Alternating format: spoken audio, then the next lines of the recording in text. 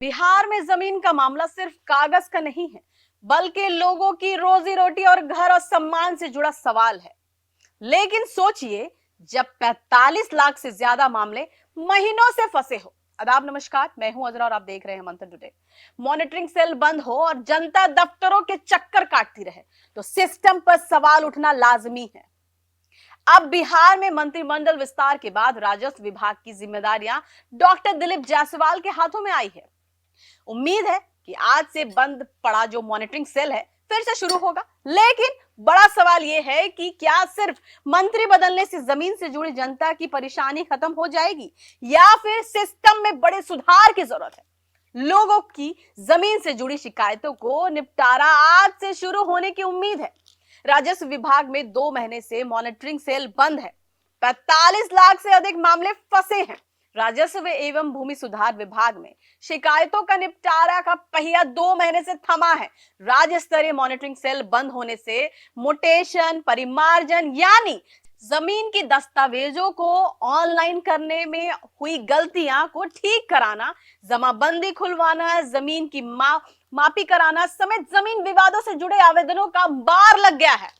इस सेल में रोजाना 500 से ज्यादा शिकायतें आती है। राजस्व महाअभियान के तहत मिले 40 लाख परिमार्जन और 5 लाख म्यूटेशन के मामलों का निपटारा इसी सेल की जिम्मेदारी है। सीओ और आरओ की 9 मार्च से 30 अप्रैल तक चली हड़ताल के कारण काम ठप हो गया था। हड़ताल खत्म हुए 10 दिन बीत चुका है, लेकिन सेल अब तक सक्रिय नहीं हुआ है। पूर्व मंत्री विजय कुमार सिन्हा के समय इस सेल की भूमिका अहम थी। तत्कालीन प्रधान सचिव ने हड़ताल के दौरान सेल के 10 अधिकारियों को जिला में तैनात कर दिया था। अब नए मंत्री दिलीप जायसवाल ने कार्यभार संभाला है। उम्मीद है कि सोमवार यानी आज से 11 तारीख यानी आज से सेल दोबारा शुरू होगी। ये सेल अंचल कार्यालय, सीओ और डीसीएलआर को निर्देश देकर कामों की निगरानी करती है। सेल ठप होने के कारण और इसका असर क्या हुआ कि स्टाफ की कमी हुई। हड़ताल के दौरान मुख्यालय के अधिकारियों को जिलों में भेज दिया गया। असर इसका क्या रहा कि निगरानी करने वाले विशेषज्ञों की कमी से शिकायतों की मॉनिटरिंग और निर्देश देने की प्रक्रिया रुक गई। कर्मियों की हड़ताल 9 मार्च और 30 अप्रैल तक 543 अंचलों में कामकाज पूरी तरह बंद रहा।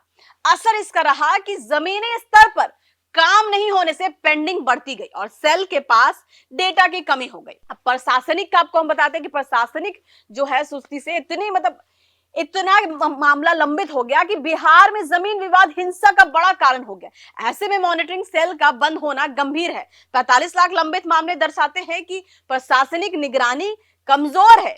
जब तक राज्य स्तर से सीओ और आरओ की जवाबदेही तय नहीं होगी, तब तक सुधार कागजों तक सीमित रहेगी। सेल का दोबारा शुरू होना केवल प्रक्रिया नहीं है, बल्कि लाखों लोगों की भूमि अधिकारियों से जुड़ा है।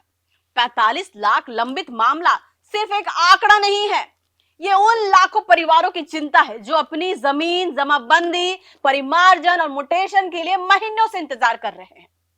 मॉनिटरिंग सेल दोबारा शुरू होना राहत की खबर जरूर है, लेकिन असली परीक्षा अब शुरू होती है। क्या नए मंत्री और नई टीम जमीन विवादों के इस बोझ को कम कर पाएंगे?